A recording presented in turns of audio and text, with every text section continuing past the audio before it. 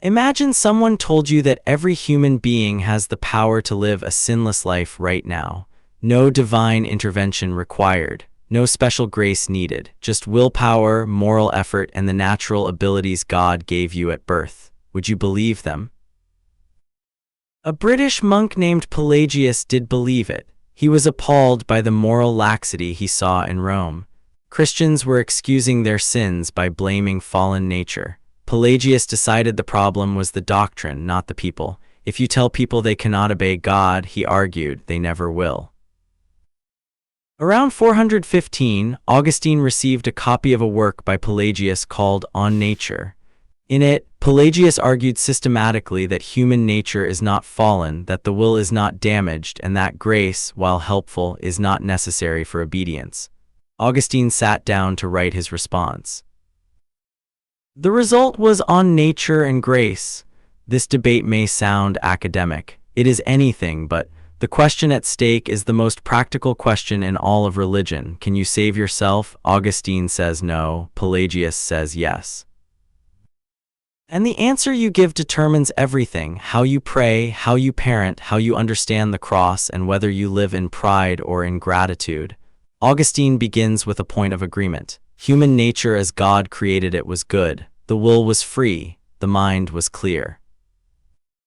The body was obedient to the soul. Adam in the garden had everything he needed to obey God perfectly. On this point, Augustine and Pelagius agree. What they disagree about is what happened next. Adam sinned, and when he sinned, something happened to human nature itself. Not merely to Adam's behavior, to his being. The will that was free became bent towards self. The mind that was clear became darkened. The body that was obedient began to rebel. Nature was not destroyed, but it was profoundly damaged. Pelagius denied all of this. Nature, he said, remains as God made it. Adam's sin affected Adam alone. Each human being is born in the same condition as Adam before the fall, with a clean slate, a free will, and full capacity for obedience. Sin is a bad example, not a transmitted disease. Augustine responds with a metaphor that will define the debate. Human nature is sick, not dead, sick. The capacity for good has not been annihilated, but it has been severely wounded. A sick man has the organs for health, but he cannot heal himself. He needs a physician. That physician is Christ. Augustine uses another image. A person with healthy eyes can see the sun. A person with diseased eyes cannot, even though the sun is shining just as brightly. The problem is not the light. The problem is the eyes. In the same way, the truth of God is available to all, but fallen humanity cannot perceive it without the healing of grace. Pelagius assumes that freedom means the equal ability to choose good or evil at any moment. Augustine responds, that is not how the will works. After the fall, the will is not neutral. It is weighted toward self, toward pleasure, toward pride. It can choose, but it cannot choose the highest good without divine assistance. Augustine describes the fallen will as chained by habit and desire. Each sinful choice makes the next one easier. Over time, the will becomes a slave to its own patterns. This is not abstract theology. It is the experience of every person who has tried to break a bad habit and failed. Augustine appeals not just to scripture but to lived experience. Has anyone actually lived a sinless life? Look around. Look at the saints, the best men and women the church has produced. Even they confess ongoing sin. Even they pray, forgive us our debts. If the best humans need forgiveness, Pelagius's theory fails. Paul writes in Romans 5, "Through one man sin entered the world, and death through sin, and so death spread to all men because all sinned."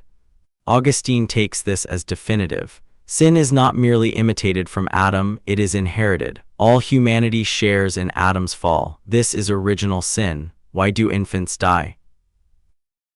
Pelagius said death is natural, not a punishment.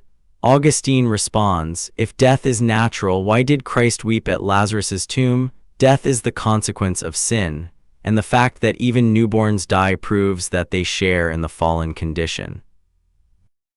The Church baptizes infants precisely because they need the grace of Christ.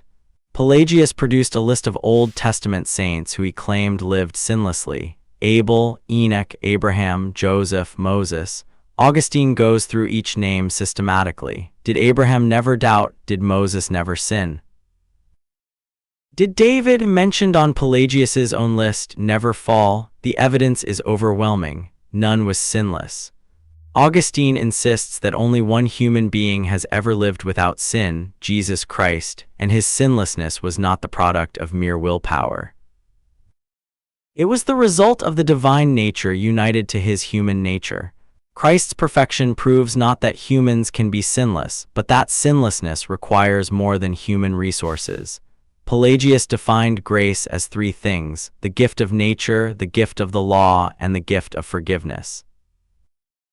Augustine says this misses the essential. Grace is the power of God working in the soul, healing the will, illuminating the mind, transforming the desires. Grace is not information, it is transformation.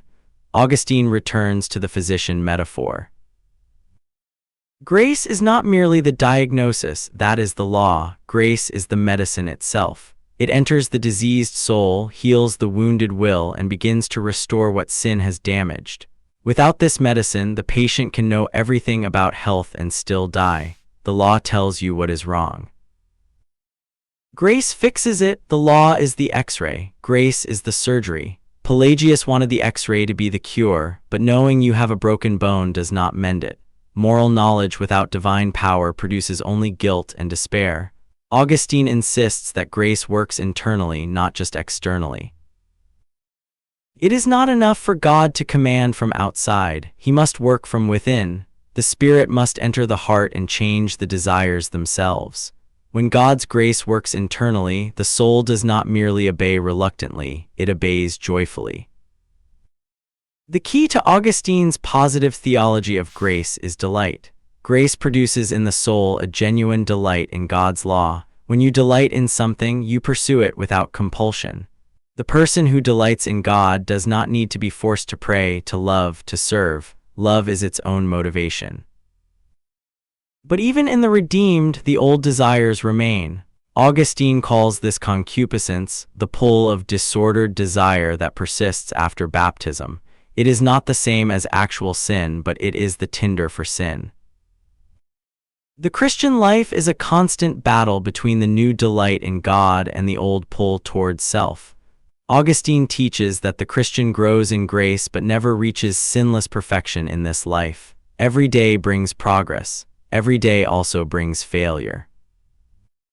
The difference between the saint and the sinner is not that the saint does not fall, but that the saint gets up, confesses, and presses on.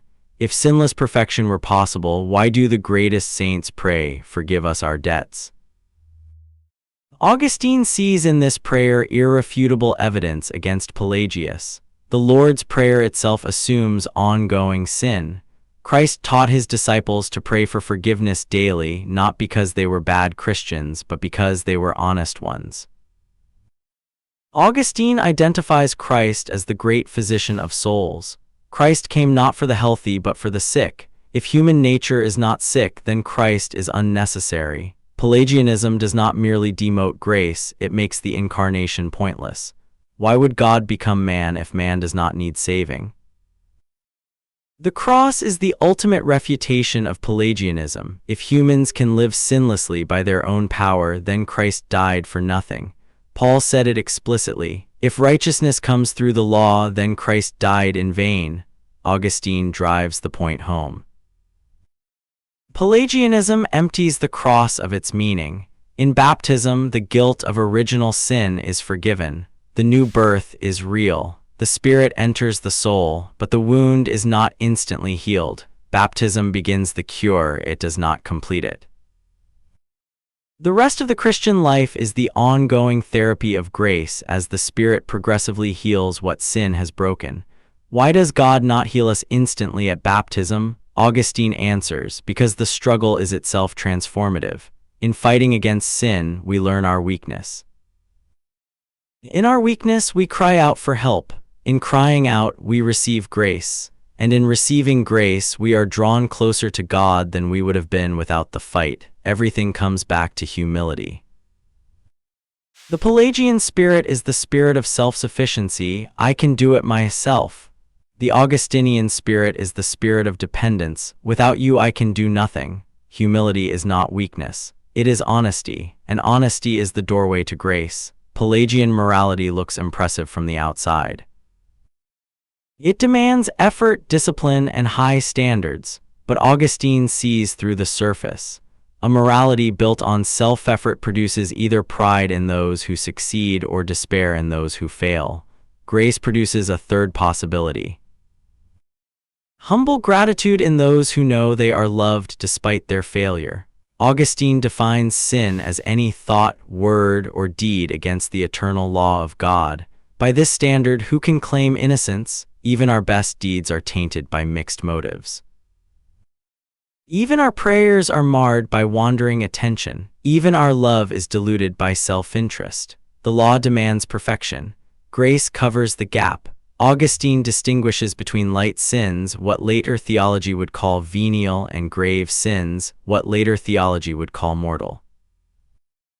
Both need grace, but the daily, small sins that even saints commit are covered by the daily prayer, "Forgive us our debts." This is the ordinary life of the redeemed, sinning and being forgiven, falling and being lifted.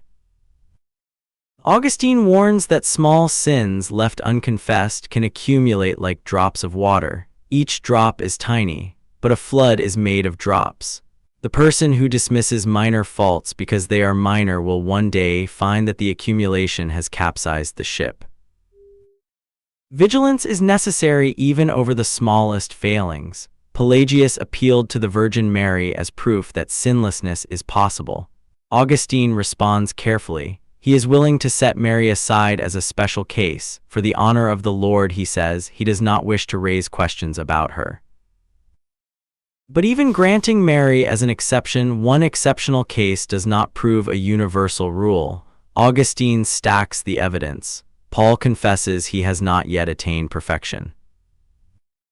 James says we all stumble in many ways. John says if we say we have no sin, we deceive ourselves. The apostles themselves denied sinless perfection. If the apostles cannot claim it, neither can Pelagius. Augustine is not anti-nature. He defends the goodness of human nature as created by God. His quarrel with Pelagius is not about whether nature is good, both agree it is. His quarrel is about whether nature is wounded. Pelagius says no. Augustine says the evidence is overwhelming that it is. Here is the paradox. True freedom is not the ability to choose anything. True freedom is the ability to choose the good and to choose it with joy.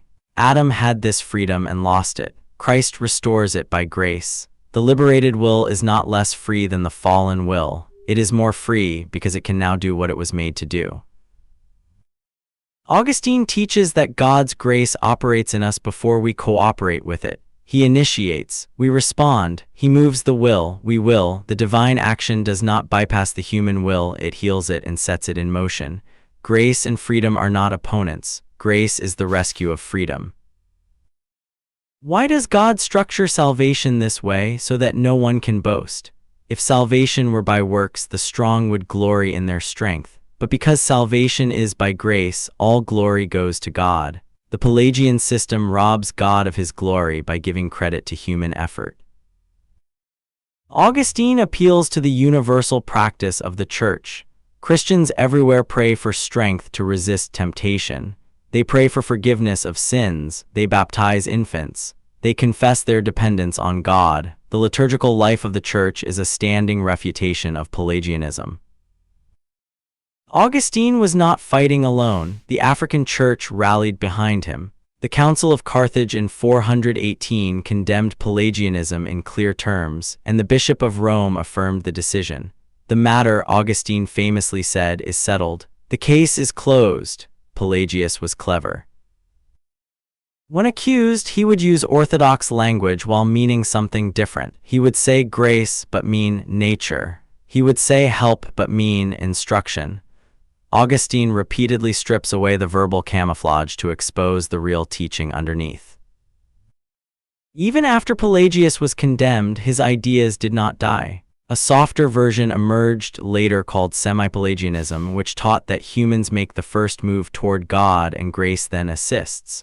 Augustine opposed this too. Grace must come first, the initiative is always God's. Even the desire for grace is itself a gift of grace. Augustine's opposition to Pelagius was not merely intellectual, it was pastoral. He had seen souls crushed by the impossible demand to be sinless. He had seen Christians in despair because they could not achieve what Pelagius said was easy. The gospel of grace meets people where they actually are, broken, weak, and in need. Augustine does not teach passivity. Grace does not replace effort, it empowers it. The Christian who receives grace works harder, not less, but the work is not the cause of salvation, it is the fruit. As Augustine puts it, God does not command impossibilities, but in commanding, he admonishes you to do what you can and to pray for what you cannot. Will perfection ever be achieved? Yes, but not in this life. At the resurrection, when the body is glorified and the soul is fully healed, the saints will finally love God perfectly. Concupiscence will be gone, temptation will be over, the long battle will be won, but that victory belongs to eternity, not to time. 1,000 years later, this same debate erupted again. Luther's discovery that righteousness is a gift, not an achievement, was essentially a rediscovery of Augustine. Calvin's entire theology of grace drew from these anti-Pelagian writings. The Reformation was, in many ways, the triumph of Augustine over his opponents. Pelagianism is alive and well today in self-help culture, in moralistic preaching, in the unspoken assumption that good people go to heaven because they deserve it. Every time someone says, "I'm a good person, God will accept me," they are echoing Pelagius. And Augustine's answer remains the same: you need a savior. The most honest prayer in the Christian life is not "look at what I have done for you, God," but "look at what you have done for me." This is the prayer of the publican who went home justified. It is the prayer of Augustine who knew his own weakness. It is the prayer that grace makes possible. Human nature is good but wounded. The will is real but chained. The law is holy but powerless to save. And grace, free, unearned, sovereign grace, is the only medicine that heals. This is what Augustine taught the Church in 415. And the Church has never outgrown it, because the human heart has never outgrown its need.